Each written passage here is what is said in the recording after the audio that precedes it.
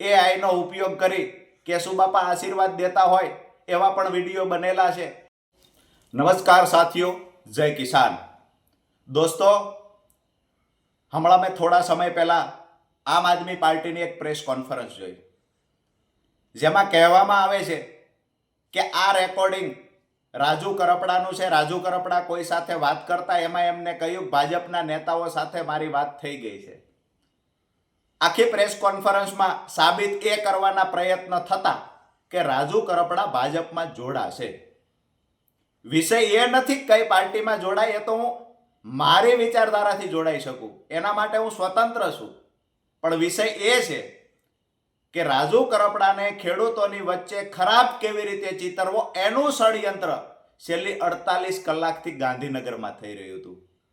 ક્યાંક ને ક્યાંક ટેકનોલોજીનો દુરુપયોગ કરી, જે રાજુ કરપડાનો અવાજ જ નથી, મારે કોઈ સાથે આવી વાત થઈ જ નથી, તેમ છતાંય ટેકનોલોજીનો દુરુપયોગ કરી અને ક્યાંક ને ક્યાંક રાજુ કરપડાનો અવાજ છે. આ રાજુ કરપડા કોઈ કાર્યકર્તા સાથે વાત કરે છે, રાજુ કરપડાએ સેટિંગ કર્યું છે, આવું બતાવવા માટે આમ આદમી પાર્ટીના ટોપ પર બેઠેલા નેતાઓ તમામ પ્રકારની હદ વટાવી ચૂક્યા, તમામ પ્રકારની હલકાઈની હદ વટાવી ચૂક્યા. કમસે કમ ટેકનોલોજીનો ઉપયોગ કરવો તો મારા અવાજને મળતો અવાજ તો બનાવવો. તો આમાં તો સાફ બતાય છે કે આ અવાજ રાજુ કરપડાનો અવાજ નથી. કમસે કમ નજીક તો લઈ આવવો. તો વિસાવદરની ચૂંટણી સમયે મેં જોયું છે એઆઈનો ઉપયોગ કરી કેશુબાપા આશીર્વાદ દેતા હોય એવા પણ વિડીયો બનેલા છે. એઆઈનો ઉપયોગ કરી ઘણા બધા રેકોર્ડિંગ પણ બનાવવામાં આવેલા, ઘણું બધું એડિટિંગ પણ કરવામાં આવેલું છે.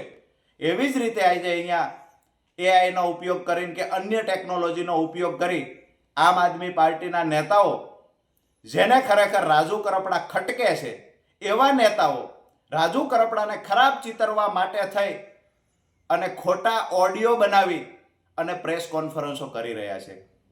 આજે ઓડિયો બનાવ્યો છે, આવતીકાલે એવું પણ બને કે રાજુ કરપડાને વધારે ખરાબ ચિતરવા માટે વિડીયો પણ બનાવવામાં આવે.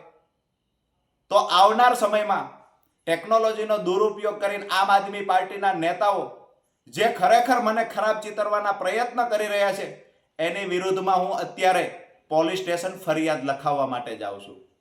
મેં ભૂતકાળમાં પણ જોયું છે કે ટેકનોલોજીનો દુરુપયોગ કરી ક્યાંક ને ક્યાંક વિડીયો અને ઓડિયો ભૂતકાળમાં આમ આદમી પાર્ટીની ઓફિસથી બની રહ્યા હતા.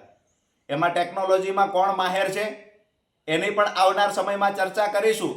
પરંતુ આ માણસ જે પ્રેસ કોન્ફરન્સમાં બેઠો છે એ ગઈકાલ સાંજના 4 વાગ્યાથી લઈ અને આજે જ્યાં સુધી પ્રેસ કોન્ફરન્સ થઈ ત્યાં સુધી ગોપાલભાઈની સાથે રહી અને આ માણસે કમ્પ્લીટ પ્રકારના ક્યાંકથી એડિટ, રેકોર્ડિંગ, કટિંગ આ બધું પ્લાનિંગ પૂર્વક કરી અને રાજુ કરપડાની જે લોકપ્રિયતા ખેડૂતોની વચ્ચે છે એ લોકપ્રિયતા જે જોઈ નથી શકતા, જેના કારણે અમુક લોકોના પેટમાં તેલ રેડાય છે, એ લોકો રાજુ કરપડાને બદનામ કરવાની કોશિશ કરે છે.